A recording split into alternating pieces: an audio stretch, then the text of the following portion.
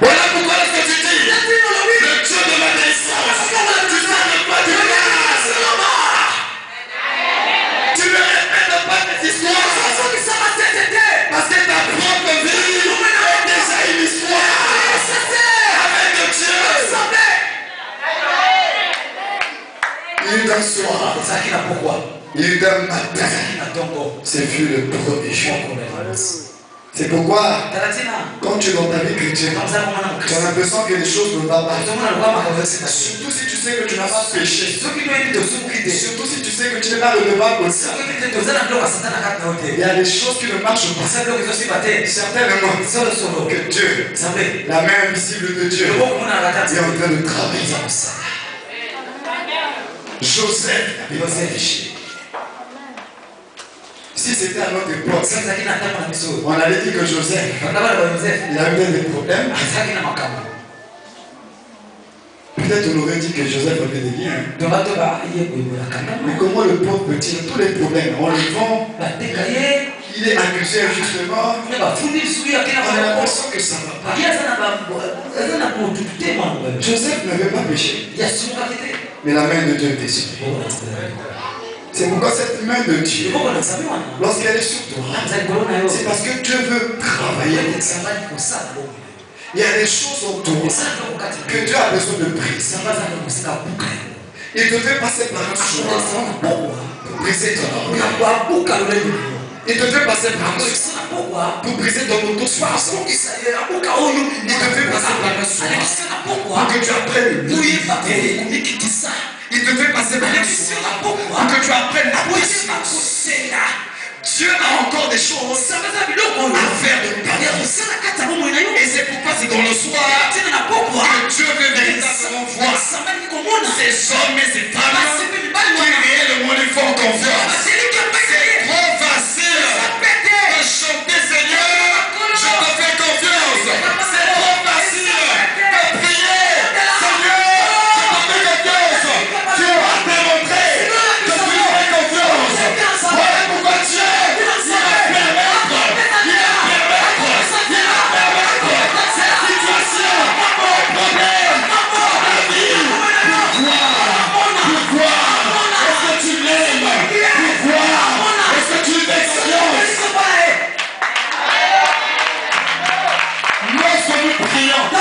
on ne flatte pas Dieu. Ne pensons pas que nos prières impressionnent Dieu. Les prières n'impressionnent pas Dieu. Nous lui faisons confiance que dans nos chansons. Maintenant, quand Dieu permet certaines situations dans notre vie, pour voir si réellement tu lui fais confiance, il se rend compte que tu es le plus peureux des peureux. Mais le dimanche, il faut te voir à l'église. Comment tu loues le Seigneur? Comment tu pries? Mais dans ta vie de tous les jours, Dieu il regarde.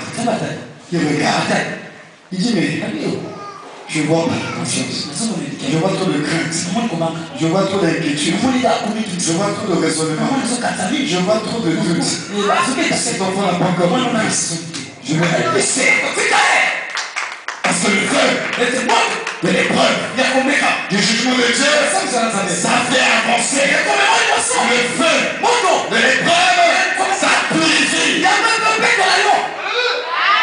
Parce que Dieu te fait passer par le feu de l'épreuve, parce qu'il va travailler la vie entre toi et Dieu, qui connaît le modèle de ce que tu vas devenir. C'est Dieu qui a le plan, c'est Dieu qui a le modèle. Alors c'est Dieu seul qui t'a apprécié. Est-ce que maintenant tu es opérationnel? C'est lui qui fixe la durée de l'épreuve. Seigneur, c'est bon, j'ai compris. C'est Dieu qui travaille. Laissez la main de Dieu. Il y a des choses qu'il a besoin de briser. Léa est passée par un soir. Et c'est peut-être l'histoire de beaucoup de femmes. La Bible dit que Laban avait deux filles. L'aîné, c'était Léa.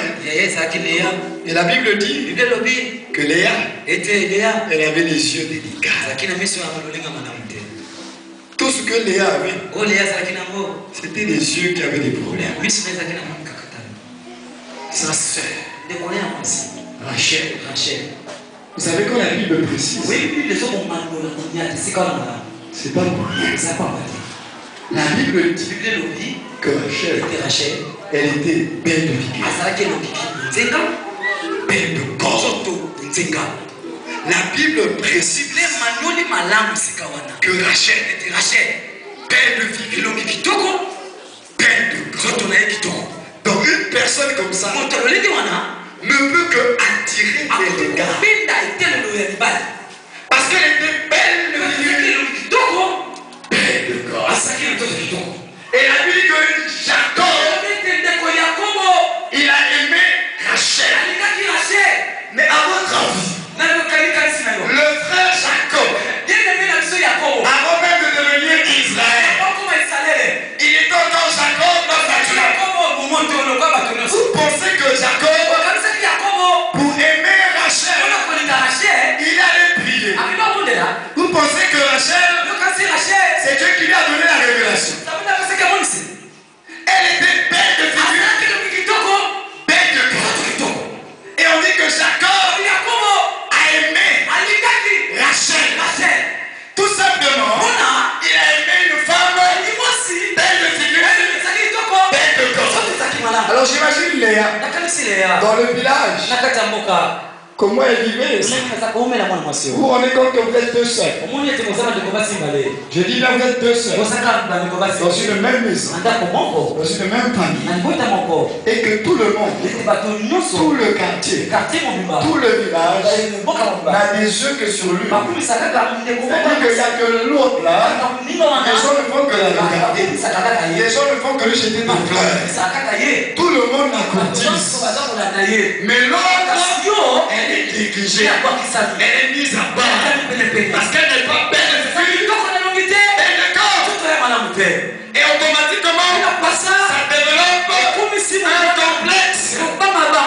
Et Léa, je suis sûr, elle devait avoir plein de complexes devant sa soeur Rachel.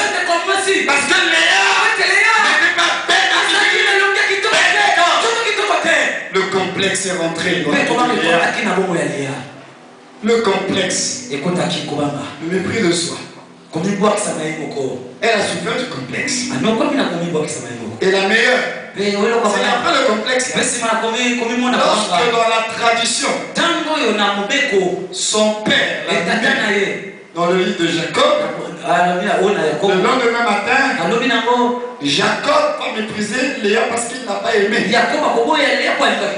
Donc elle se retrouve dans le mariage, mais elle n'est pas aimée. Je suis en train de parler à une femme ce matin. Elle était dans le mariage, mais là aussi, mépris, rejetée. Elle a souffert d'un manque d'amour, un manque de considération. Et les femmes savent ce que ça veut dire. Lorsque tu es une femme dans un foyer et que ton homme ne te considère pas, ne t'apprécie pas, il te méprise, il te déconsidère, il ne t'aime pas, ça fait mal. Et on en souffre dans le cœur. Léa a souffert. Manque d'amour. L'esprit de rejet est rentré. Manque de confiance en soi. Voilà pourquoi dans la prière de Léa, tout à l'heure je vous disais, faites attention aux paroles de Léa. Toutes les paroles que Léa est en train de dire, c'était l'expression de son cœur. Lorsque Dieu a vu que Jacob aimait plus Rachel, la Bible dit, Dieu a rendu Léa. Maintenant, Léa étant féconde, lorsqu'elle a fait l'enfant avec Jacob, elle dit certainement, parce que je lui ai fait les enfants, mon mari m'aimera. Elle fait le deuxième, il va encore m'aimer. Le troisième, il va peut-être s'attacher à moi. Donc vous voyez que Léa a longtemps souffert d'un problème de